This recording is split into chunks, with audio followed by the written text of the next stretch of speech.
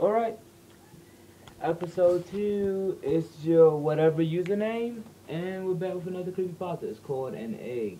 Don't know what it's about? Andy Weir. Whatever. Gonna read it. Cool. Alright. It was a car accident. Nothing particularly remarkable, but fatal nonetheless. You left behind a wife and 2 children. It was a painless death. The EMTs tried their best to save you, but to no avail. Your body was so utterly shattered you were better off, trust me. And that's when you met me. What? What happened, you asked? Where am I? You died, I said, matter-of-factly. No point mincing words. There was a shrug, and it was skidding. Yep. I died? Yep, but don't feel bad about it. Everyone dies. You look around. There was nothingness, just you and me. What is this place? Is this the afterlife? More or less. Are you God? Yep, I'm God. What? Okay. Another cliche? But No, okay. no, this isn't cliche. He's like literally God. He's not like some asshole who killed like 3,000 people and said I'm God. Okay, just keep reading. Okay. My kids, my wife, what about them? Will they be alright? That's what I like to see. You just died, and your main concern is for your family. That's good stuff right there. You looked at me with fascination. To you, I didn't look like God. I just looked like some man. Some vague authority figure. More of a grammar school student teacher than the Almighty. Don't worry. They'll be fine. Your kids will remember you as perfect in every way. They didn't have time to grow contempt for you. Your wife will cry on the outside, but will be secretly relieved. To be fair, your marriage will falling apart. If it's any consolation, she'll feel really guilty for feeling relieved. Oh, so what happens now? Do I go to heaven or hell or something? Neither. You'll be reincarnated. Ah, so the Hindus are right. All the religions are right in their own way. What with me? You follow along as we stroll through the void. And where are we going? Nowhere in particular. It's just nice to walk while we talk. So what's the point then? When I get reborn, I'll just be a blank slate again, a baby, so all my experiences and everything I did in life won't matter? Not so. You have within all the knowledge and experience of your past lives, you just don't remember them right now. I stopped walking and took you by the shoulders. Your soul is more magnificent, beautiful, gigantic than you can possibly imagine. A human mind can only contain a tiny fraction of what you are. It's like sticking your finger in a glass of water to see if it's hot or cold. You put a tiny part of yourself into the vessel and you bring it back out. You've gained all the experience it had. You've been a human for the last 34 years and you haven't stressed out yet and felt the rest of your immense consciousness.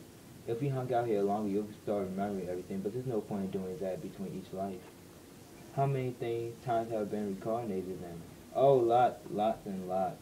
And into lots of different lives, I said. The time and you'll be a Chinese peasant girl in 540 AD. Wait, what? You're sending me back in time? Well, I guess technically. Time as you know it only exists in your universe. Things are different where I come from. Where you come from? Oh, sure. I come from somewhere else, and there are others like me. I know you'll want to know what it's like, but you honestly won't understand. Oh. But wait, if I get reincarnated to other places in time, could I have interacted with myself at some point? Sure, it happens all the time. But with both lives only aware of their own time span, you don't even know what's happening. So what's the point of all? Seriously? Seriously, you're asking me for the meaning of life? Isn't that a little stereotypical? Well, it's a reasonable question, you persisted. The meaning of life, the reason I made this whole universe, is for you to mature. You mean mankind? You want us to mature? No, just you. I made this whole universe for you.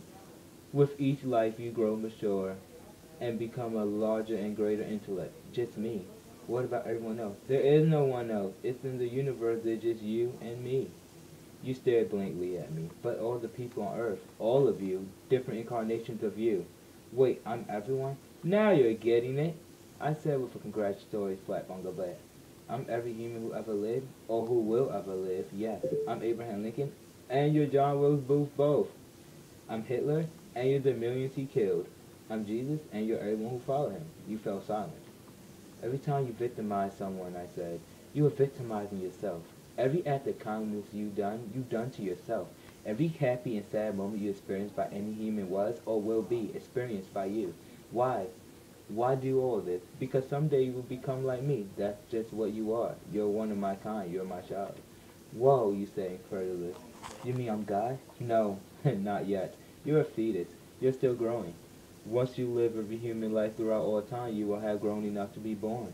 So this whole universe, you say, is just an egg of sorts, I answered. Now it's time for you to move on to your next life. And with that, I sent you on your way. Okay. That was kind of cool. I'll have to admit. A lot of dialogue. Overallly good creepypasta. It wasn't really creepy though. It just made you think, whoa. Well, there is like the little category, subcategory of creepypasta, the mind fucks, you know. Yeah. I think this is gonna be counted as one of those. I mean, it's just it makes you think about if everyone was you, but then it's weird how everyone isn't like you though. It's like Yeah. I am you and you are me and we are everybody and we're gone. This has been your